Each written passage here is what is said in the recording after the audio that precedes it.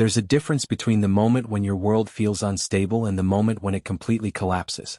I lived in that first state for 3 years, until I found something that transformed everything into the second. My name is Louis, I'm 32 years old, and I thought I had seen everything that life could throw at me. I was wrong. It was a porcelain stick, caught in a plastic bag under a layer of crumpled newspapers in our kitchen trash. A positive pregnancy test. 3 months earlier, in May, I had driven to work at the warehouse of a company that distributes kitchen equipment. The job is monotonous, but the income is stable.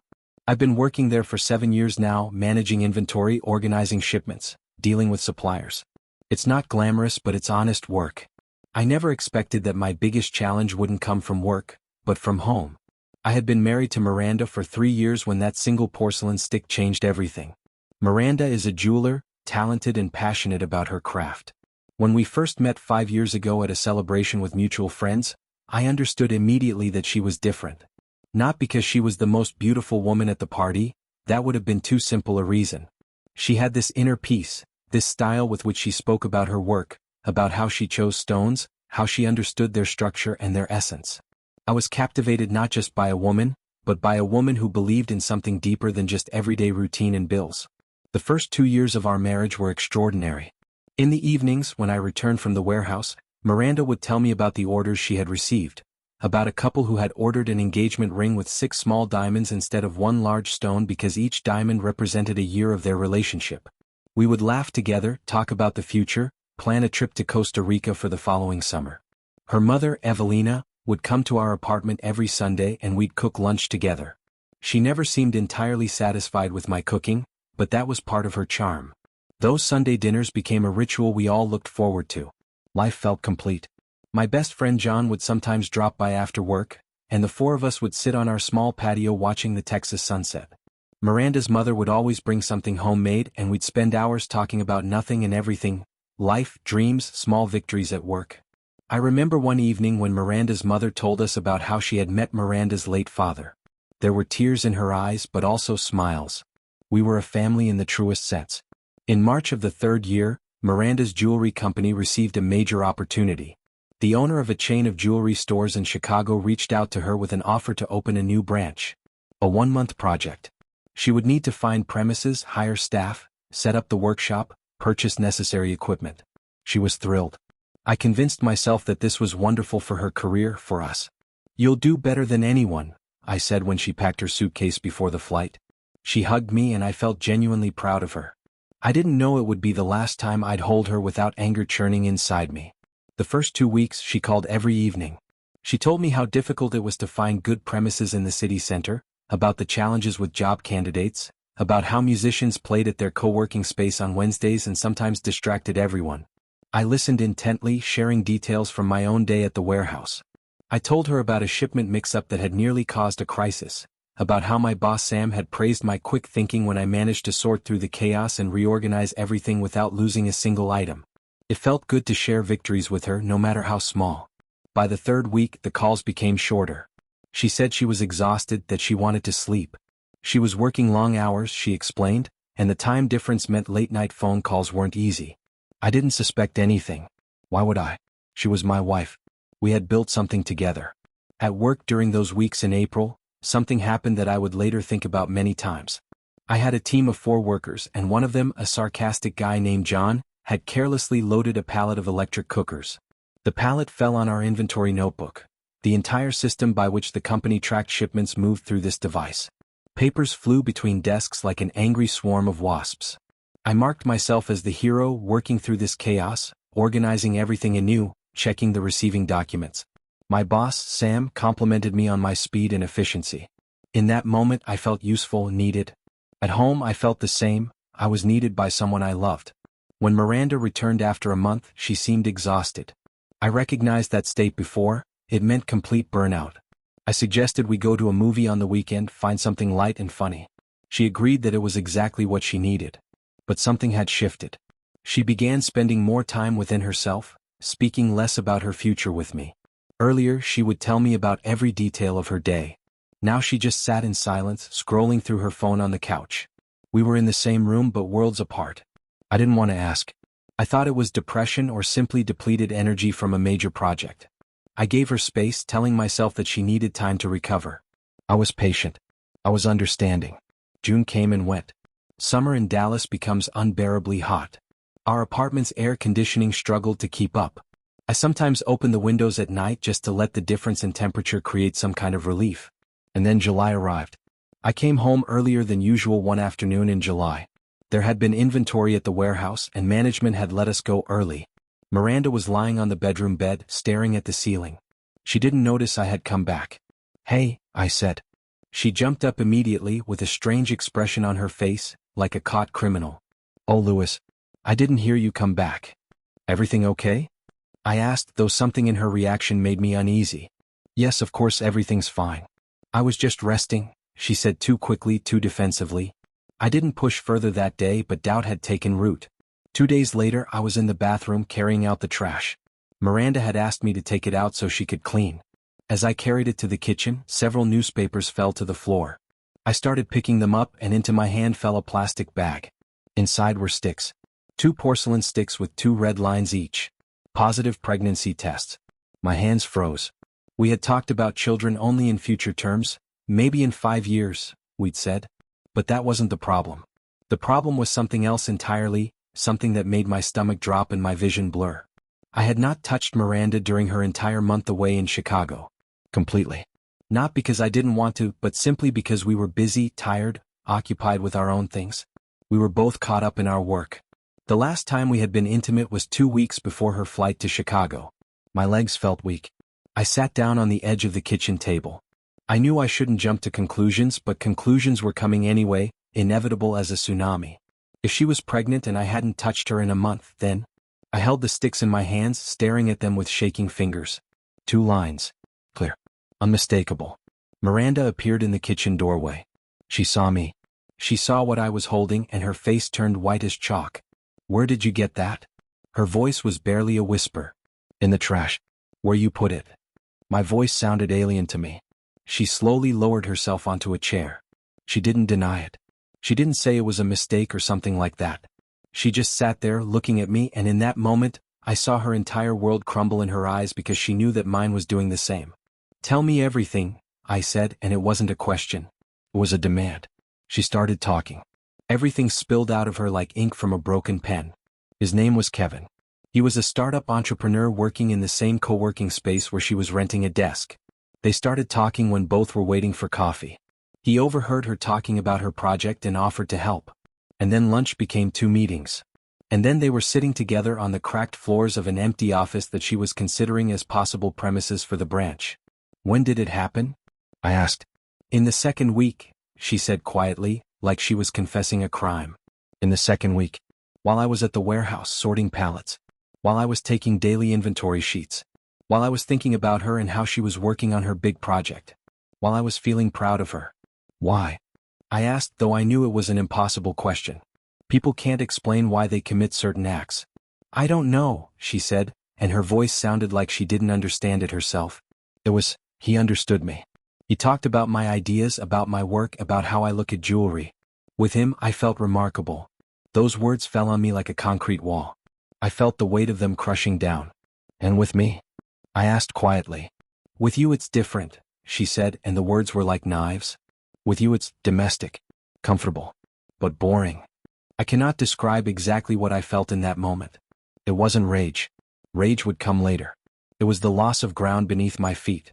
For 3 years I had been building something, and it turned out I was building on sand. "And the baby?" I asked. "I'm not even sure whose it is," she said quietly. "Maybe yours." The word "maybe" was the most repulsive word I had ever heard. "Were you seeing him every day in Chicago?" I asked. "No. We would meet every few days. The last week I told you I was running errands on weekends, but I was actually with him." I started searching for inconsistencies in the timeline. A bunch of mobile calls she had made upon returning, several of them were to unknown numbers. I knew I didn't have the right to do this, but I didn't care anymore about boundaries. What she had violated was far worse than my intrusion into her phone.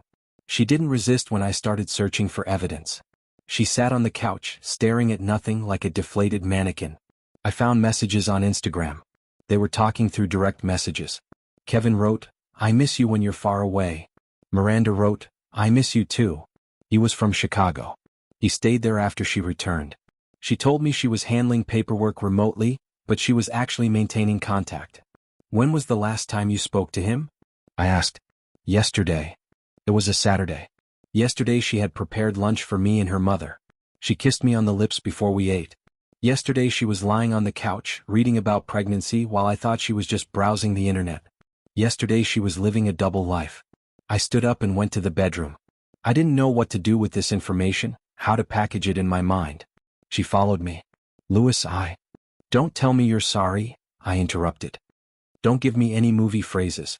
Don't tell me it just happened. You deliberately went to him. You deliberately spoke with him. You deliberately came back to me. I knew I had the right to divorce. I knew it was the most logical step. But I couldn't just say those words right then. I needed time to process this, to let it settle into the dark corners of my consciousness. For the next 3 days I slept on the couch.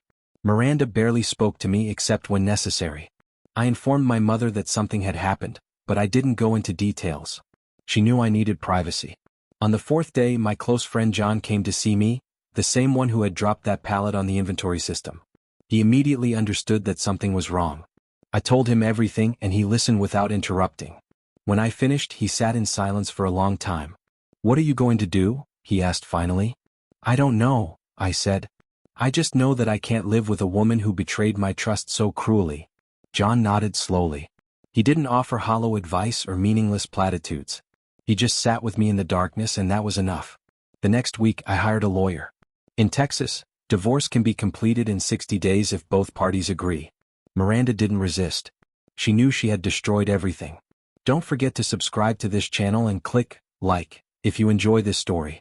I always read your comments and analyze which stories you like best so that I can create better stories. Thank you. I will continue the story. One of the first things I did was contact Kevin through the phone number I had found in her phone. I didn't forget about him so easily. I called and when he answered, I said I knew about him and what he had done. Who is this? He asked as if he didn't know. The husband of the woman you seduced, I said calmly. There was silence for several seconds. Look, I didn't know she was married, he began, and I immediately noticed that this was a lie. Miranda had told me she mentioned us from the first day. You did know, I interrupted. You just didn't care. Listen, I'm not calling you so you can apologize or anything like that. I'm calling to give you a short message. I paused, giving him time to gather his thoughts. My wife is pregnant with your child. She's going to keep it. And you're going to pay child support until he's 17 years old. This isn't a request. It's a fact that will be established as soon as genetic links are confirmed. You'll be disconnected from your perfect startup to pay for the mistake you made. I heard him swallow hard. I can't just. But you can, I interrupted. Because the law will force you to do it. Child support enforcement agencies are everywhere, even in Chicago. I knew this was the nuclear revenge he truly didn't expect. Not physical violence, not crude insults. Just the simple fact. His free adulthood would be tied to the law and financial responsibility for a child created through his own choices. Through the consequence of his betrayal. He tried to argue, tried to negotiate, but I had already hung up. I didn't want to hear his excuses or his promises to be different. I had said what needed to be said. The divorce from Miranda took 2 months. The lawyer helped divide our property fairly. I kept the apartment, she wanted to start fresh. I gave her a fair share of everything we had accumulated together. I wasn't vindictive about money. The day she left, I sat in the empty kitchen and looked at the space where the trash can used to be. I thought about all the good that came before. About the Sunday lunches with her mother Evelina, about the late-night conversations, about how she would talk about her clients with such passion and care. About how boring I was, according to her. I later learned that Miranda stayed with Kevin for about a month. He wasn't ready for fatherhood, not even remotely. When she started talking about how much time a child would take, how much money would be needed, he began pulling away. He said he wanted to support her, but from a distance. Miranda reached out to me with a request. Not for money, she knew I wouldn't give her any. But for me to take part in raising the child as his legal father. I refused. I told her that she had made her choices, and now she would live with the consequences. I made it clear that my involvement would be minimal, only what the law required. A few years later, I learned that Miranda had married some lawyer from Dallas. I saw the wedding photos through mutual acquaintances on Facebook. She was wearing a beautiful white dress, smiling like she had won the lottery. I felt something twist inside me when I saw that photo, but it wasn't jealousy. It was the wrongness of time, the time I had spent on someone who already knew she would run toward someone else's arms. I never saw Kevin face to face again to tell him anything personal. He paid child support as required by law. Without gratitude, without compassion. Just money that left his account on time, sometimes late. His startup never became successful. At some point, I heard from someone that he had gone back to a regular job at a tech company. His grand choice, to pursue someone else's wife and then abandon fatherhood, turned out to be insufficient to change the trajectory of his difficult life. Poetic but fair. At work, I took a position as a warehouse foreman. My knowledge and skills accounted for my ability to manage people and systems. My colleagues at work had no idea that I was a divorced, broken man who still wasn't entirely sure how to trust people again. I didn't become bitter or a dry, pitiful person. I just became more careful. When I met women, I looked for sincerity in their eyes. Not perfection. No person is perfect. I looked for loyalty and the willingness to fight through difficult times rather than run into someone else's arms at the first sign of weakness. Years passed. Life continued. I built new routines, made new friends, learned to laugh again. But I never forgot that feeling when I held those 2 plastic sticks in my hands. I never forgot the sound of her voice when she said I was boring. I never forgot the weight of betrayal. The child, Miranda's and Kevin's son, I would occasionally hear about him through distant connections. He was growing up, apparently with a good head on his shoulders. Miranda had married that lawyer, and from what I gathered, he treated the boy well, perhaps even loved him as his own. In a strange way, this brought me peace. The child would grow up in a stable home with people who actually wanted to be there. Kevin's payments were always on time now, though it took years for him to get there. The judge's ruling had followed him through every state, every job change, every attempt to hide. Sometimes I wondered if he regretted his choices, if he thought about that phone call I made all those years ago. I doubted it. Some people never learn. My mother remained my greatest supporter through all of this. When the divorce was finalized, she brought food to my apartment for weeks. She didn't ask for details, she just sat with me and held my hand. My father, bless him, would call and ask if I needed anything.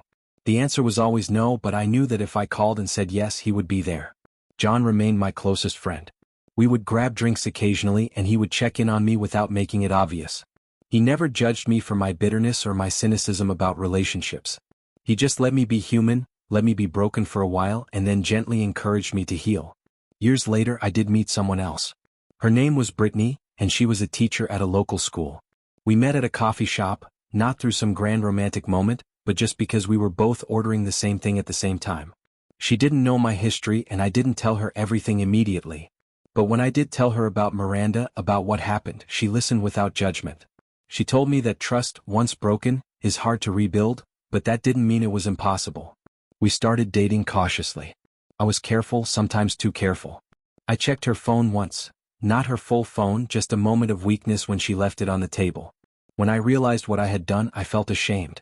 This wasn't her fault. She wasn't Miranda. I told Brittany what I had done. I expected anger, expected her to leave. Instead, she held my hand and said, "I understand. You're healing. But you can't let the past consume your future." Those words stayed with me. We've been together now for 4 years. We're not married, but we talk about it sometimes. I'm more cautious than most people would be, but Brittany is patient. She knows that I need more time, that trust doesn't come easily to me anymore. But she also knows that I'm worth waiting for, that beneath the armor I've built around myself is still a man capable of love. I never became vindictive in the traditional sense. I didn't stalk Kevin or Miranda. I didn't spread rumors or try to destroy their lives. What I did was allow the natural consequences of their actions to unfold. The law did its job. Life did its job. Karma, as they say, had its own timing. Sometimes I think about that conversation with Kevin on the phone, how I told him about the child support. I wonder if he understood in that moment what he had done, not just to me but to himself. By choosing to pursue someone else's wife, by choosing to abandon the responsibility of fatherhood, he had tied himself to a legal system that would follow him for decades. Every job, every financial move, every attempt at a fresh start would be shadowed by that decision. Miranda, in her own way, had gotten what she wanted. She had her excitement with Kevin, her passion, her sense of being remarkable. But it had cost her her marriage, her stability, and ultimately, her chance at genuine happiness with the man she had married. The lawyer she married was probably a good man, but he would always know the truth about how their child was conceived, about the betrayal that preceded him. And me? I learned that the worst revenge isn't actually revenge at all. It's living well, building a good life, surrounding yourself with people who truly value you. It's moving forward without bitterness consuming you, without letting the past dictate your future. I learned that trust, once shattered, changes you. But it doesn't have to destroy you. I learned that some people aren't capable of the kind of loyalty and commitment that a real partnership requires. And that's okay.